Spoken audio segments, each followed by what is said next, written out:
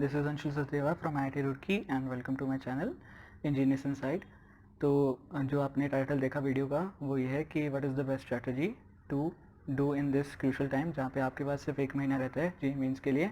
And सबसे पहले तो मैं ये बोलना चाहूँगा कि आप बिल्कुल भी डरो मत कि आपके पास सिर्फ 1 महीना रह गया या फिर आप CBSE स्टूडेंट हो।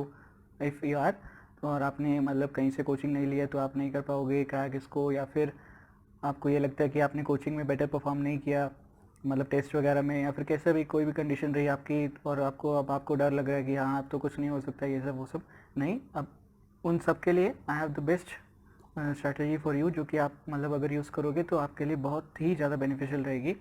द थिंग इज़ कि you should first your previous years question papers, जो कि जितने भी मतलब जेई मेंस के एडवांस के तो अभी मत करो क्योंकि मेंस पहले आएगा, ठीक है, मेंस में और AIEEE के भी, और साथ ही साथ जो 2019 में 16 पेपर्स आए थे 18 जनवरी एंड 18 अप्रैल, वो सारे भी आप क्वेश्चन पेपर्स करो। उसके बाद पहले आप क्वेश्चन पेपर करो, उसमें जहाँ भी आप अटको see that concept in your notes और एनी बुक और समथिंग लाइक दैट, जो भी आपके पास रेफरेंस मटेरियल हो, ठीक है।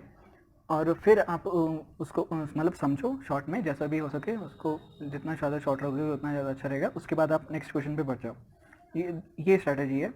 अब जो दूसरी मतलब एक कंडीशन होती है, मतलब अब आपको ये सोच के यही सेम चीज़ लगेगी कि मुझे तो कॉन्सेप्ट आता नहीं है, तो फिर मुझे पहले नोट्स पढ़ने चाहिए, मैं प्रीवियस ईयर क्वेश्चन पेपर्स कैसे कर लूँगा। नहीं, ऐसा नहीं। मैं अपनी बात बताता हूँ। Till my 12th I was doing schooling, ठीक है, मैं कहीं किसी से कोचिंग नहीं ले रहा था।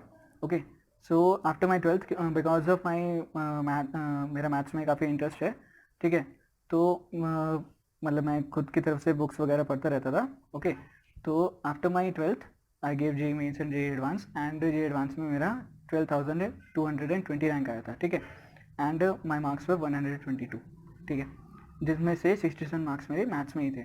ओके, मैं अभी के लिए बता रहा हूँ ये, बट 2018 की बात है, ठीक है। अब लेकिन क्या हुआ था कि मैंने फिर ड्रॉप लिया था कोटा से, क्योंकि मेरा मतलब मुझे IIT नहीं मिली थी अच्छी, जो भी होती है वॉटेवर। तो उसके बाद फिर क्या हुआ कि मैंने कोटा से ड्रॉप लिया, ठीक है, एंड जनवरी अटेम्प्ट में मतलब मेरी सेम कंडीशन थी, मतलब मैं भी जैसे फॉलो ही कर रहा था अपने जो भी होता है मतलब अकेडमी के नोट्स एंड DPB मटेरियल वगैरह जो भी होता है, ठीक है। तो फिर उसमें one of the major thing which lacked was कि मतलब जो मैंने देखी है ऑलमोस्ट सभी कोटा इंस्टीट्यूट्स के मटेरियल की, किसी भी इंस्टीट्यूट के मटेरियल में आपको 100% प्रीवियस ईयर प्रॉब्लम्स नहीं मिलेंगे। 100% छोड़ो, 70% भी नहीं मिलेंगे। सॉल्यूशंस तो बहुत दूर की बात है, ठीक है। तो उनमें मतलब ये चीज़ें प्रीवियस ईयर क्वेश्चन नहीं होते हैं, ठीक है। दिस इज़ अ फैक्ट, ठीक है, मतलब आप मानो चाहे ना मानो लेकिन ये सच है, ठीक है। और फिर मतलब जनवरी अटेम्प्ट की बात करूँ तो मेरी सेम कंडीशन थी दिसंबर वाले टाइम में कि मतलब मुझे प्रीवियस ईयर्स करनी है, क्योंकि एक टीचर ने सजेस्ट किया था कि हाँ प्रीवियस ईयर्स करो, मतलब उन्होंने बोल दिया था सच कि हाँ मतलब शीट्स वगैरह में नहीं होते हैं लेकिन आपको करने चाहिए। तो दिसंबर में मेरी सेम हालत थी कि मुझे कॉन्सेप्ट पहले ढंग से अच्छे से करने चाहिए, मैं उसको पहले मास्टर करूँ, then I should move to the previous years question, ठीक है। तो जनवरी अटेम्प्ट मतलब मेरा ऐसे गया था कि पहले नोट्स किए थे और प्रीवियस ईयर्स नहीं हो पाए थे। दिस इज़ मतलब सच बोल रहा हूँ मैं आपको, दिस इज़ ट्रू। तो जनवरी अटेम्प्ट में मेरे जो मार्क्स आए थे दैट वो 186, ठीक है। उसके बाद फिर मतलब मुझे पता चल गया कि हाँ अब तो कुछ करना पड़ेगा वटेवर, ठीक है, थोड़ा झटका लगता है वो सब होता है। तो मैंने मार्च में क्या किया, मैंने मार्च में मतलब इंस्टीट्यूट का मटेरियल बिल्कुल छोड़ दिया था, मतलब मैं सिर्फ जो बुक आती है प्रीवियस ईयर्स वाली मैं वही कर रहा था, सिर्फ मैथ्स फिजिक्स केमिस्ट्री तीनों में, ठीक है। और अप्रैल अटेम्प्ट में मतलब वही ये जो सेम स्ट्रेटजी मैंने आपको बताई वही मैं फॉलो कर रहा था, और अप्रैल अटेम्प्ट में मेरे मार्क्स जो आए थे दैट वॉज 277, चेंज देख रहे हैं आप, ठीक है, 186 से 277, तो काफ़ी ज़्यादा फर्क आ गया था। ओके, तो उसके अब ये मतलब आप देख सकते हो, ठीक है। तो ये एक मतलब सच है कि आप इस टाइम पे अगर आप इंस्टीट्यूट के मटेरियल में लगे रहोगे तो उसका कोई पॉइंट नहीं है, ठीक है। और दूसरी चीज़ वो ये है कि मतलब मैं सिर्फ आपको ये बताने नहीं आया कि मतलब हाँ कि यही स्ट्रैटेजी है आप फॉलो करो और उसके बाद मैं चला जाऊँ, नहीं, सिर्फ मतलब बातें करने नहीं आया मैं। What my main motto is कि अब से मैं ये जो मेरा चैनल है इंजीनियर्स इनसाइट, इस पे I will be teaching you maths, मतलब मैथ्स के जितने भी प्रीवियस क्वेश्चंस हैं उन सब के सॉल्यूशंस में डालूंगा, क्योंकि आप नेट पे भी देख लो, मतलब मटेरियल्स में भी नहीं मिलता, और वीडियो सॉल्यूशंस तो मतलब बहुत ही मुश्किल होते हैं मिलने सारे प्रीवियस क्वेश्चंस के, ठीक है। मतलब आपको रिसेंट वाले मिल जाएंगे लेकिन आपको सारे नहीं मिलेंगे, ठीक है। तो वो सारे जितने भी प्रीवियस क्वेश्चंस हैं उन सब के solutions I will be uploading, ठीक है। और कोशिश करूँगा कि टॉपिक वाइज हो जाए, बाकी तो जैसा भी मतलब डिमांड होगी स्टूडेंट्स की, ठीक है। और आप देखोगे कि काफ़ी सारे क्वेश्चंस रिपीट हुए हैं, मतलब कॉन्सेप्ट सेम सही है, बस उसको थोड़ा सा क्वेश्चन को घुमा दिया, और बहुत बार क्वेश्चंस रिपीट होते हैं। जेईई मेंस में तो बहुत बार होते हैं, ठीक है। तो वो चीज़ मैं करवाने वाला हूँ, तो मतलब आप चैनल सब्सक्राइब कर लो, मतलब और ये वीडियो को लाइक भी कर देना, मतलब देख लेना कि आप आगे आपको बहुत काम आएगी ये, ठीक है। तो अभी अगर आपको फिर भी ये मतलब डाउट है कि हाँ ये ऐसे कैसे हो जाएगा वो सब, तो मैं आपको एक और चीज़ बताऊंगा कि जो भी क्वेश्चन होगा, क्योंकि मैं भी सीबीएसई स्टूडेंट हूँ, मुझे भी पता है कि मतलब कॉन्सेप्ट वगैरह नहीं पता होते, तो उसमें हम क्वेश्चन नहीं कर पाते। तो हर क्वेश्चन के पहले in short in 1 or 2 minutes I will be telling you the concept, right. उसमें क्या होगा कि आप मतलब कॉन्सेप्ट सीख जाओगे, क्वेश्चन सॉल्व करना सीख जाओगे उससे, और उसके बाद हम क्वेश्चंस करेंगे, ठीक है। अगर आप वो कॉन्सेप्ट आप खुद करो तो at least it would demand 1 hour, मतलब खुद से करने में काफ़ी टाइम लगता है, इट इज़ फैक्ट, ठीक है। मानो चाहे ना मानो, लेकिन ये सच है। ओके, तो अभी भी मतलब आपको फिर भी मैं एक प्रूफ के तौर पे एक चीज़ दिखा देता हूँ। चलो चलते हैं। तो अभी ये देख सकते हो आप, ये मैंने एपी के मतलब सीक्वेंस सीरीज के जितने भी क्वेश्चन आए हैं प्रीवियस ईयर्स में, उनका एक कलेक्शन बना लिया। तो वो मैं आपको दिखा रहा हूँ कि कितने ज़्यादा सिमिलर क्वेश्चन आते हैं, ठीक है।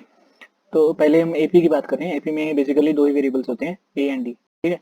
तो अगर आपको दो इक्वेशन दे दी जाए किसी भी फॉर्म में, ठीक है, तो आपको ए और डी आप निकाल सकते हो, फाइन, ओके। तो ये सारे जितने भी क्वेश्चन है ना एपी के, ऑलमोस्ट सभी में यही कॉन्सेप्ट लग रहा है कि आपको दो इक्वेशन देंगे, आप ए और डी निकालो, फिर आपसे कुछ और चीज पूछ लेंगे, क्योंकि आपको ए और डी पता है तो कुछ भी बता सकते हो आप, राइट। तो पहला क्वेश्चन यही है, S4 दे दिया, S6 दे दिया, S10 पूछा है, तो S4 की एक इक्वेशन बन जाएगी, S6 की दूसरी इक्वेशन बन जाएगी, S10 आप निकाल सकते हो क्योंकि आपके पास ए और डी आ जाएंगे। सेकंड क्वेश्चन जो आप देख रहे हो वो ये है कि A1 plus A7 plus A16, मतलब ये जो सम दे दिया आपको, और आपसे पूछा है कि what is the sum of 15 terms. अब यहाँ पे जो है दो इक्वेशंस नहीं दी हमें, तो हम ए और डी तो नहीं निकाल सकते, लेकिन जो हमारे पास ए और डी की इक्वेशन आएगी इस क्वेश्चन में, वो उससे हमें ये जो सम पूछा है हमसे वो हम निकाल सकते हैं इजीली। मतलब आप कैलकुलेट करके देख लेना चाहे वीडियो को पॉज करके। अभी मैं आगे बढ़ रहा हूँ, अभी ये क्वेश्चन नहीं कराऊंगा, आगे जब भी मतलब सीक्वेंस सीरीज का टाइम होगा तब कराऊंगा, ओके। उसके बाद अगला क्वेश्चन देखो, इसमें क्या है, हमें सम ऑफ टर्म्स का एक्सप्रेशन दे दिया एक, ठीक है। तो यहाँ पे ए को कुछ कांस्टेंट है कैपिटल है, डी को हम इन्होंने कॉमन डिफरेंस बोलते हैं, और हमसे ये चीजें पूछी। तो अभी ये जो है ये आपको थोड़ा सा अलग क्वेश्चन लगेगा, लेकिन सम ऑफ टर्म से क्या है कि आप मतलब कुछ भी निकाल सकते हो। तो ये भी सेम सा ही क्वेश्चन है, मतलब ठीक है, आगे करा दूंगा मैं ये। अब ये जो जितने भी अभी तक क्वेश्चन बताए ना मैंने, ये को 10th क्लास का बच्चा भी कर सकते हैं, ठीक है। तो और ये स्टिल जेईई मेंस में आए हुए हैं, तो that is not a big deal. हाँ, माना कि मतलब कई क्वेश्चन में काफी डिफिकल्ट होती है, लेकिन बिलीव मी क्वेश्चन रिपीट होते हैं। अभी जो अगला अगला क्वेश्चन देखो, चलो आप, हमें यहाँ पे दे दिया s is the sum of 1 to 30 terms, ठीक है, and t is the sum of 15 terms, जो कि मतलब ऑड वाले टर्म्स हैं, a1 a3 इस तरीके से। तो हम अगेन हमारे पास यहाँ पे क्या दिया, हमें दो इक्वेशंस दी हैं। एक्चुअली मैं आपको बताऊं, एक्चुअली दो इक्वेशंस नहीं दी हैं, मतलब ठीक है दी हुई है, लेकिन इन्होंने थोड़ा और इसमें मॉडिफाई कर दिया। पहले तो आपको a5 दे दिया, तो यहाँ से आपको a plus A 4d is equal to 27 आ जाएगा, तो ये एक इक्वेशन है आपकी। दूसरा जो है इन्होंने दिया s minus 2t is equal to 25, तो ये एक सिंगल इक्वेशन बन गया आपके पास। तो एक पहले a5 वाली इक्वेशन थी और दूसरी s माइनस 2t वाली थी, तो ये दो इक्वेशन आ गई। तो अगेन आपके पास जो है वही ये सेम चीज आ जाएगी कि आप दो इक्वेशंस आ गई और दो वेरिएबल्स हैं, तो आप कुछ भी बता सकते हो। इन्होंने 8 10 पूछा तो वो भी हम बता सकते हैं इजीली। ये जो है ये जनवरी 9th शिफ्ट 1 में आया था, ये पहला पहला जो पेपर हुआ था वो उसमें आया था ये क्वेश्चन। और ये अभी आपने पहले भी देखेंगे कि ये सारे प्रीवियस क्वेश्चन मतलब रिपीट काफी ज्यादा हो रहे हैं।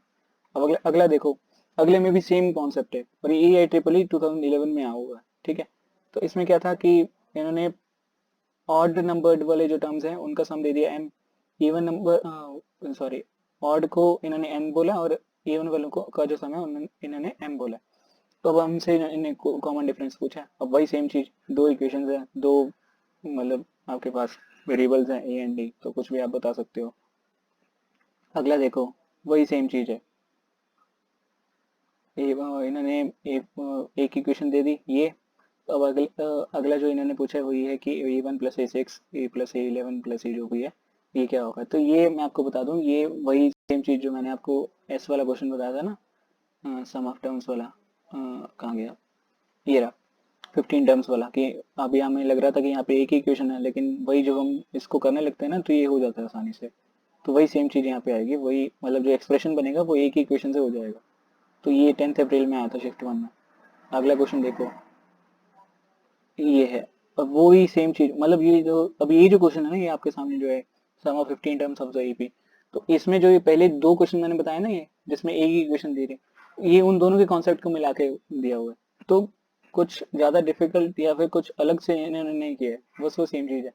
अब आगे सम ऑफ सीरीज के भी कुछ क्वेश्चन है, मतलब एपी से दो ही एपी को तो चलो ठीक है हो गया। सीक्वेंस सीरीज में अब आगे और भी जो मतलब तरीके के क्वेश्चन आते हैं वो भी काफी बार रिपीट होते हैं। अब जैसे ये जो सीरीज है तो इसमें कुछ ज़्यादा डिफिकल्ट नहीं है। आप न्यूमरेटर का पहले इंडिविजुअल टर्म्स का जो है एक्सप्रेशन वो निकालो, और उसमें सम ऑफ सीरीज का वो जो होता है फॉर्मूला, मतलब क्यूब्स के लिए स्क्वायर्स के लिए वो होता है, वो सारा लगा के मतलब आंसर आसानी से आया था। अब ये देखो, ये क्वेश्चन बहुत बार रिपीट हुआ है, जे मेन्स 2015, जे मेन्स 10 अप्रैल, मतलब इसमें थोड़ा सा इन्होंने चेंज किया और कुछ नहीं किया। इसमें लास्ट में इन्होंने माइनस हाफ और यहाँ पे sum of the first 15 natural numbers कर दिया। सेम क्वेश्चन, मतलब कुछ ज़्यादा फर्क नहीं था, ठीक है। और ये देखो, ये भी उसी तरीके का काइंड ऑफ क्वेश्चन है, बस इसमें थोड़ा सा एक्सप्रेशन में चेंज आएगा। यहाँ पे हम 3n into में आएगा और अपॉन में क्या आ जाएगा, मतलब जो भी आपका है वो क्या बोलते हैं, इवन ऑड नंबर, सॉरी, ठीक है। उसके बाद ये क्वेश्चन जो है ये आया था 9 जनवरी शिफ्ट 2। उसके बाद अगेन यही सेम तरीके का क्वेश्चन, ऊपर स्क्वेयर्स का एक्सप्रेशन है, नीचे ऊपर क्यूब्स का एक्सप्रेशन है, नीचे स्क्वेयर्स का एक्सप्रेशन है, और वही सेम चीज, मतलब हमें इंडिविजुअल टर्म निकालना है और उसके ऊपर सीरीज का सम लगाना है। ये 10 अप्रैल में आया था। तो बहुत बहुत बार क्वेश्चन मतलब रिपीट हो रहे हैं। अभी मैं ज़्यादा वीडियो को लंबा नहीं करूँगा। तो अब आप देख सकते हो कि काफ़ी बार काफ़ी ज़्यादा क्वेश्चंस रिपीट हो रहे हैं, और मतलब एक छोटा सा कॉन्सेप्ट डायरेक्टली बता के आपको काफ़ी ज़्यादा आपका टाइम सेव हो जाएगा। तो बेसिकली मेरा पॉइंट वही है। तो आपको वीडियो पसंद आई तो आप लाइक शेयर वगैरह जो भी होता है वो सब कर देना जरूर, मैं आप ज़्यादा नहीं बोलूँगा, ठीक है। और प्लीज़ इस वीडियो को, हाँ, शेयर बहुत, मतलब जितने भी स्टूडेंट्स हैं उन सबसे करो, ताकि जो भी मतलब इनको लग रहा है कि हाँ कुछ भी नहीं हो पाएगा, बिलीव मी बहुत कुछ कर सकते हो आप, ठीक है। तो बस आपको कॉन्फिडेंस रहना है, कीप लर्निंग।